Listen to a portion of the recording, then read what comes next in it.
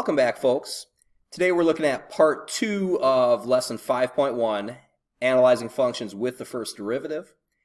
Okay, we've also already talked about using the first derivative to find critical points to determine where functions are increasing, decreasing, or constant.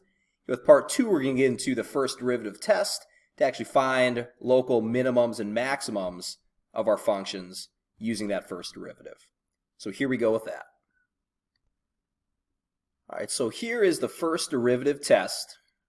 We'd say that a critical point of f of x is a relative minimum if f prime of x, the derivative of x, changes from negative to positive.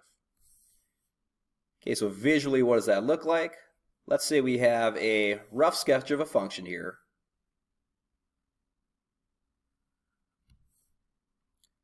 And we're talking about a relative or a local minimum right here.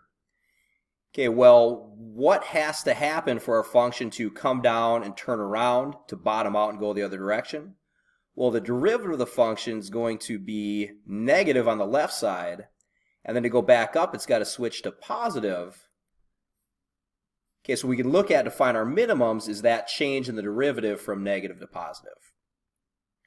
All right, same idea. We'll say a critical point of f of x is a relative maximum if our derivative changes from positive to negative. So in my example, again, we've got a relative max. To make that kind of peak happen and that turnaround here, we'd have to go from positive derivative, positive tangent lines, to a negative tangent line here.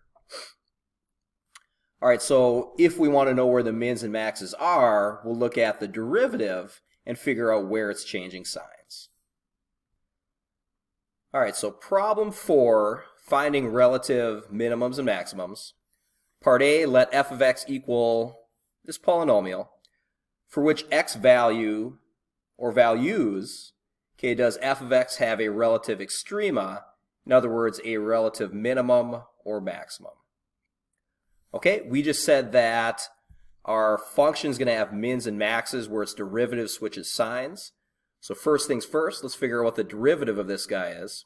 Let's find f prime of x. That's going to be equal to, pretty straightforward.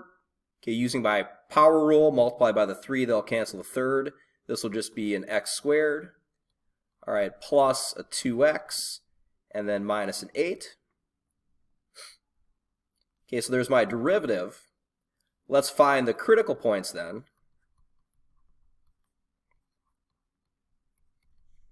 Where my derivative is either equal to 0 or does not exist. Now in this case, there's not going to be any x values that have any issues, so we're just looking for the zeros. We can factor. Looks like this guy's going to factor as an x plus 4 times an x minus 2. Meaning I'm going to have critical points at x equals negative 4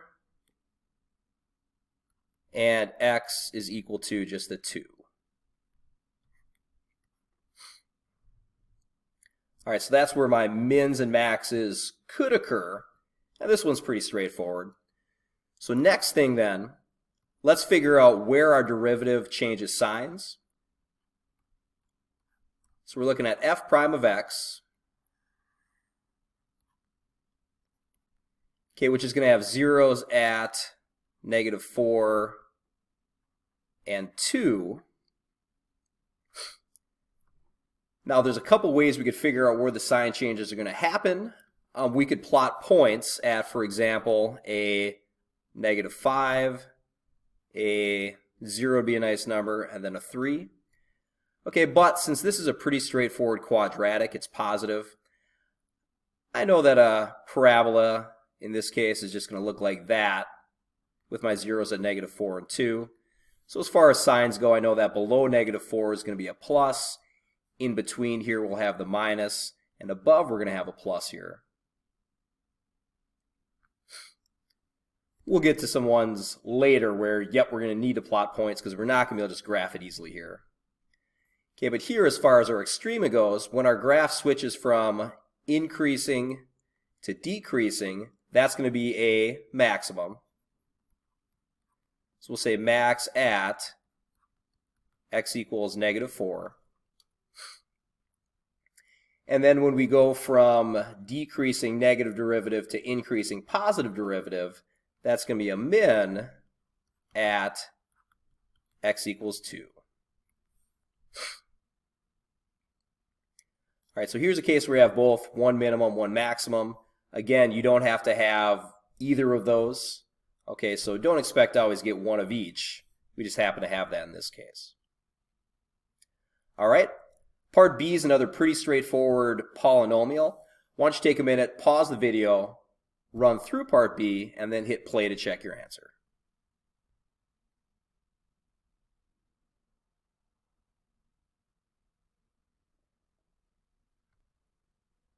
All right, let's take a look at a uglier example for part C.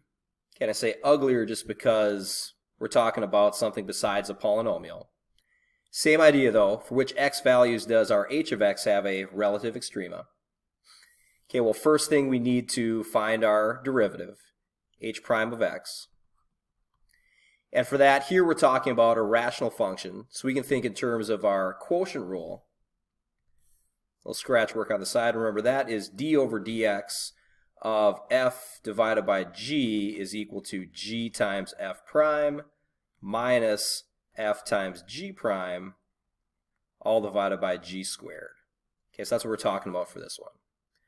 All right, so the g, the denominator, that's just going to be a x minus 1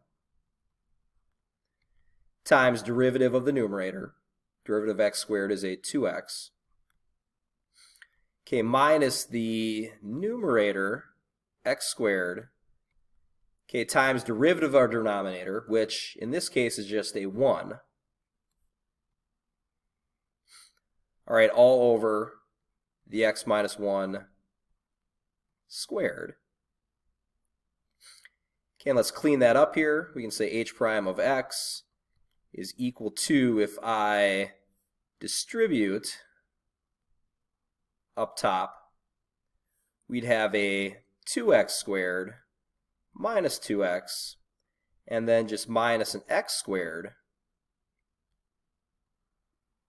all over the same x minus 1 squared, which will just leave the way it is. So then finally we can combine some like terms and write this as a x squared minus 2x over x minus 1 squared here.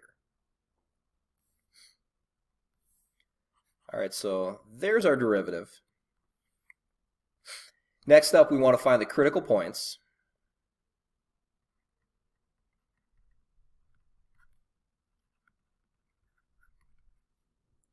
And that's going to be where our derivative is equal to 0, and also where it does not exist, in other words, where this function is undefined.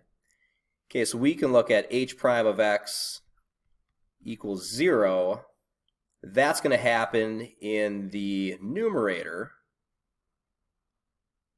Okay, the 0 is my function are going to be when the numerator is equal to 0. 0 divided by anything is just the 0. So we'll set x squared minus 2x equal to 0. Suppose we can factor an x out and write that as x times x minus 2. Okay, so in other words, my x values will be x equals 0 and x equals 2, okay, for the h prime equal to 0 piece. Now, since we have a rational function, we also want to look at where h prime of x does not exist.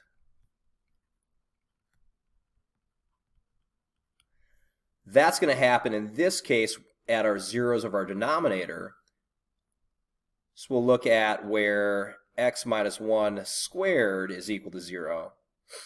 Well, that's just going to happen when x minus 1 is 0. So in other words, at x equals 1 will be an additional critical point where this derivative does not exist. All right, let's go ahead and figure out where we have our sign changes of our derivative here. Okay, so we're going to look at a sign chart of h prime of x.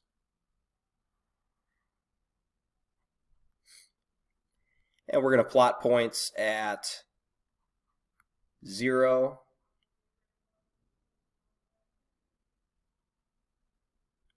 the 2 and the 1.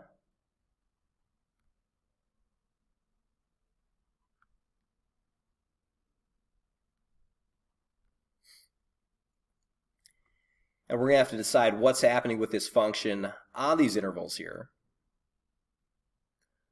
Okay. Probably not going to be able to just graph this in our head like we did with our polynomial, so this will be a kind of an uglier case. We're going to have to plot some points. Okay, let's start off with a -1. We can look at h prime of -1, which would just be equal to, using this form here, a -1 squared minus 2 times -1 all over -1 minus 1 squared. And for calculating this, we'll have some ugly values we're going to kind of work on getting in here. So it's not so much important that we have the actual values, but we're more interested in just the signs of what's happening. All right, so in this case, we're going to have a 1 plus a 2 with that double negative over a 2 squared of 4. So in other words, a positive value is all I'm really interested in here. So we got the plus there. Now this is where things get a little ugly just because I don't have nice whole number values between 0 and 1. I'll look at a 0.5. And could have picked an example that maybe works out a little nicer for us here. I could have, but we do want to practice taking care of the ugly stuff. And let me move some stuff around here. Giving myself a little different space here. All right, so on to that next point. H prime of a 0.5.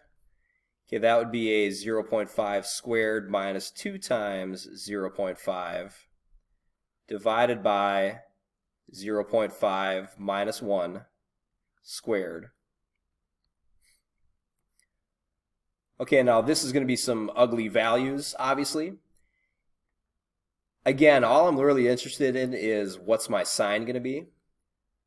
Denominator, I'm squaring, so we just know that's a plus every time. Numerator, I just need to decide, is this going to be more negative or positive? Okay, the 0.5 squared is going to give me a 0.25 minus a 2 times 0.5, that'd be a -1. So that's going to be negative here. Negative over positive is just negative. So we know we'll be negative on that interval between 0 and 1. Okay, getting a little uglier still, let's look at a point for 1.5. So h prime of 1.5 will be equal to a 1.5 squared minus 2 times a 1.5 divided by 1.5 minus 1 squared.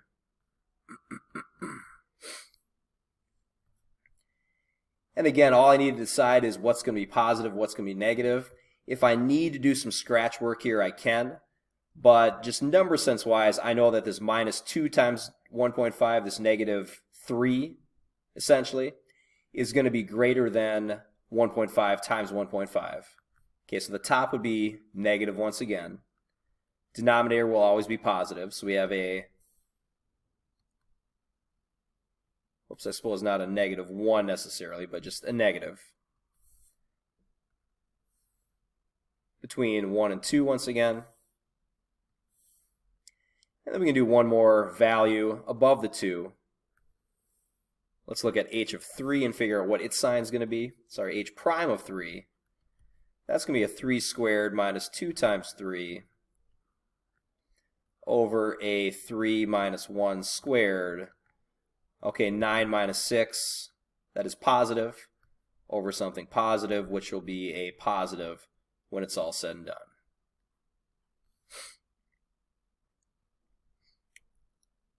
All right, so as far as mins and maxes go, I know I'm going to have a max at 0.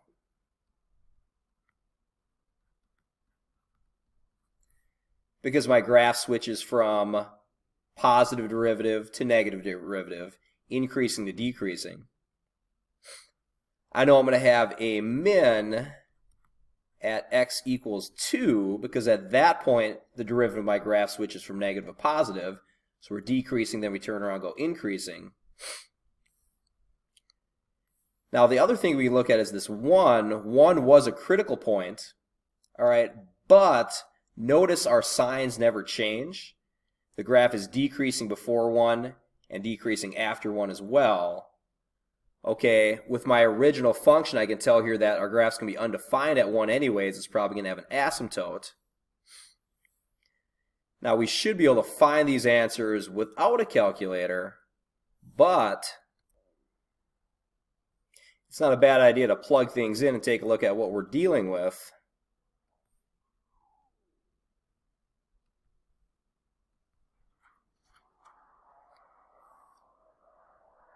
And there we see our minimums and maximums at a 0 and the 2, just like we found analytically.